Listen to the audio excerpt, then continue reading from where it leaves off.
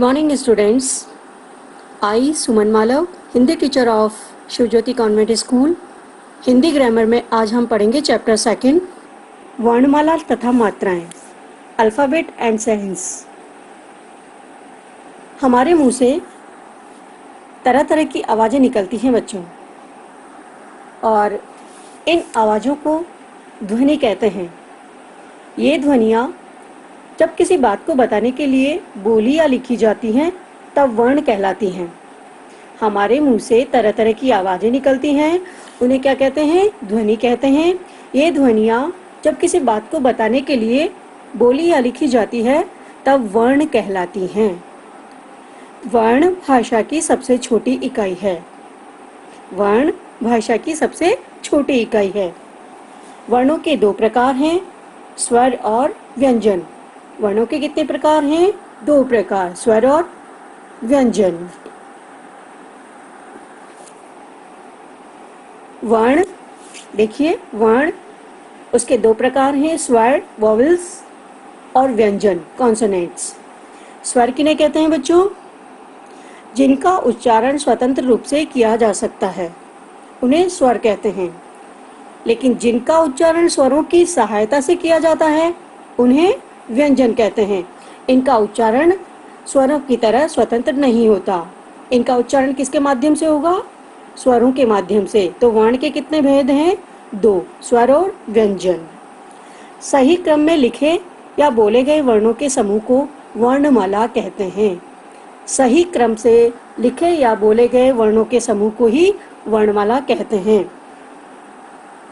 आप स्वर और व्यंजन सही क्रम से याद करें और उन्हें लिखने का भी अभ्यास अपनी कॉपी में करें। स्वर 11 हैं और व्यंजन 33। देखिए, अ, आ, ई, ओ, ऊ, री, ए, ऐ, ओ, औ, अं, अह। ये क्या हैं? स्वर हैं। और व्यंजन क वर्ग, च वर्ग, ट वर्ग, त वर्ग, प वर्ग, ये अलग अलग वर्ग हैं और हर वर्ग में 5-5 व्यंजन हैं। क वर्ग के तहत क, ख, ग, घ, य, च, छ, ज, य, ट, ठ, ड, ढ, ण। उसके बाद ड़ और ढ, जिसके नीचे बिंदियां लगी हुई हैं, वो बिल्कुल अलग हैं।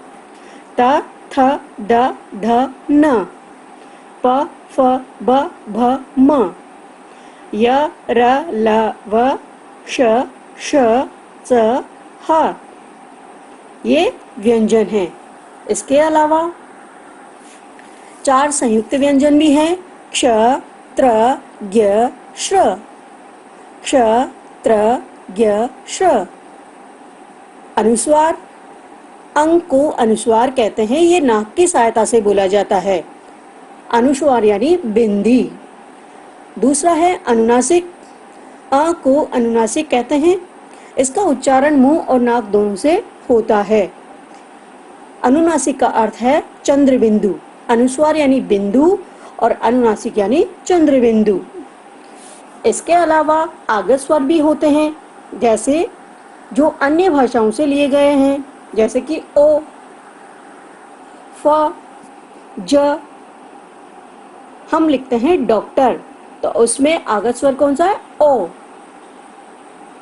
ये आ और ओ की मात्रा से भिन्न है। फ, ज, इनके नीचे छोटी छोटी बिंदी लगी हुई है, इसे कहते हैं नुक्ता। उर्दू फारसी जो शब्द होते हैं उनके नीचे नुक्ता लगता है। नुक्ता यानी छोटी बिंदी। ऐसे हिंदी में 5 अक्षर हैं जिनके नीचे की नुक्ता लगता है। क, ख, ग, ज, फ। क, ख, ग, ज, फ। हमारा नेक्स्ट टॉपिक है स्वर तथा उनकी मात्राएं। व्यंजन की कोई मात्रा नहीं होती, जबकि स्वरों की मात्रा होती है। देखिए जरा, प्रत्येक स्वर की अपनी एक मात्रा होती है। यहाँ स्वर हैं और उनके नीचे ही उनकी मात्राएं भी दी गई हैं। ध्यान से देखिए जरा, अ की कोई मात्रा है? नहीं, अ की कोई मात्रा नहीं है। आ की मात्रा खड़ी पाई, छोटी ई की मात्रा जो कि लेफ्ट में लगी है, लेफ्ट से लगती है, बड़ी ई की मात्रा जो कि राइट से लगती है, छोटा ऊ घूम के लेफ्ट में जाता है, बड़ा ऊ घूम के राइट में जाता है। री की मात्रा, ए की मात्रा, उसके नीचे खड़ी पाई नहीं है, केवल सिरोरेखा है और उस पर एक मात्रा है, वो है ए की मात्रा।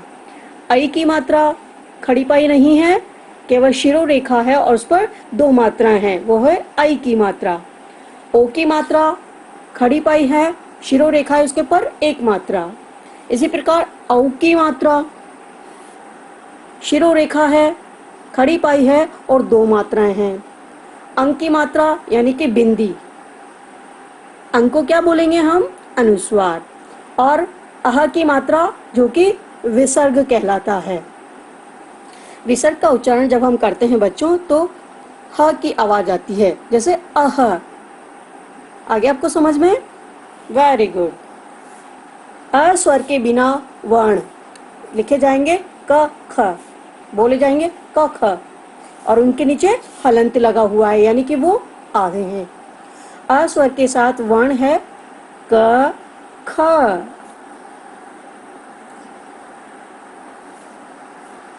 देखिए यहाँ स्वर, उसकी मात्रा और मात्रा के साथ किस प्रकार से वो मात्रा के साथ शब्द बनेगा।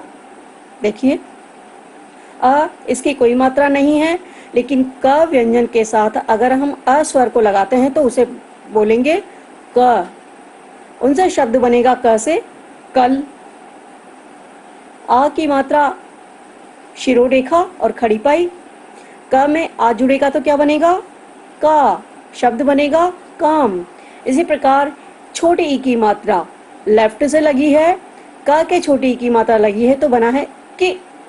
क्या बोलेंगे इसे? कि। और इससे शब्द बना है कितना। बड़ी ई की मात्रा जो कि राइट से लगी है, क पर लगेगी तो बनेगी की, और शब्द बना है कीमत। छोटे ऊ की मात्रा जो कि लेफ्ट में घूमी है, क के लगी है तो बना कु, और उससे शब्द बना है कुल। इसी प्रकार बड़े ऊ की मात्रा जो कि राइट में मुड़ी है, क के लगी तो बना कू, और शब्द बना कूप। री उसकी मात्रा नीचे से घूमती है, क के री की मात्रा लगेगी तो क्री, उसे बोलेंगे हम क्री, शब्द बना है कृपा। इसके बाद है ए। नीचे खड़ी पाई नहीं है, केवल शिरोरेखा है और एक मात्रा है, क के एक ही मात्रा लगी तो के, जैसे शब्द बना केसर। इसे बोलते हैं आई की मात्रा। शिरोरेखा, उसके ऊपर दो मात्राएं, इसमें खड़ी पाई नहीं है, क के एक ही मात्रा लगी तो हम बोलेंगे उसे कई, क के आई की मात्रा लगी तो कई, जैसे कैसा। ओ की मात्रा खड़ी पाई, शिरोरेखा और एक मात्रा, उसे हम पढ़ेंगे को, शब्द बना कोना। औ की मात्रा खड़ी पाई है, शिरोरेखा है, दो मात्राएं हैं बच्चों, तो क के औ की मात्रा लगाएंगे तो पढ़ेंगे कौ, और शब्द बना कौन। अंक की मात्रा यानी कि बिंदी, क्या कहेंगे? अनुस्वार।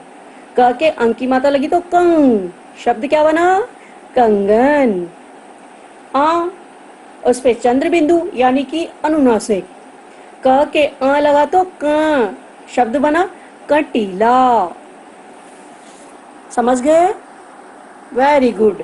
र में विशेष ध्यान रखने की बात है, र में छोटे ऊ या बड़े ऊ की मात्रा इस प्रकार लगाई जाती है, जैसे र के छोटे ऊ की मात्रा लगी तो शब्द बना रु, शब्द बना उससे रुकना। और इसी प्रकार र में बड़े ऊ की मात्रा लगी तो उससे देखो वो बीच में र के बाद में क्या है? र के बाद में एक घुंडी है, तो ये बड़ा ऊ है, और इधर अगर हम देखेंगे तो ये छोटा ऊ है, इसमें घुंडी नहीं है रुकना में, और रूप में घुंडी है, तो इसे पढ़ेंगे हम रूप। और व्यंजनों की तरह इसमें र में उ की मात्रा नीचे नहीं लगेगी, बीच में लगेगी। तो बच्चों अब हम आपकी पुस्तक के अभ्यास प्रश्न देखते हैं। प्रश्न संख्या 7 पर देखिए। प्रश्न नंबर 1, स्वर और व्यंजन छांट कर अलग अलग लिखिए। तो यहाँ पर आपको कुछ स्वर और व्यंजन दिए हुए हैं, उनको आपको छांटना है और स्वर के स्थान पर स्वर लिखना है और व्यंजन के स्थान पर व्यंजन लिखने हैं। उसके बाद हम देखते हैं प्रश्न नंबर 2, सही शब्द चुनकर लिखिए। यहाँ पर आपको कुछ रिक्त स्थान दिए हुए हैं और उनके आगे 2 शब्दों के विकल्प दिए हुए हैं। एक विकल्प को चुनकर के आपको इसमें लिखना है। फिर आएंगे हम प्रश्न संख्या 8 पर। वहाँ प्रश्न 3 है, वर्णों को जोड़कर शब्द बनाइए। तो यहाँ पर कुछ वर्ण दे रखे हैं जिनको जोड़ करके हमें शब्द बनाना है। तो हम देखते हैं कि किस प्रकार हम वर्णों को जोड़ करके शब्द बनाते हैं। जैसे कि आप यहाँ देख सकते हैं,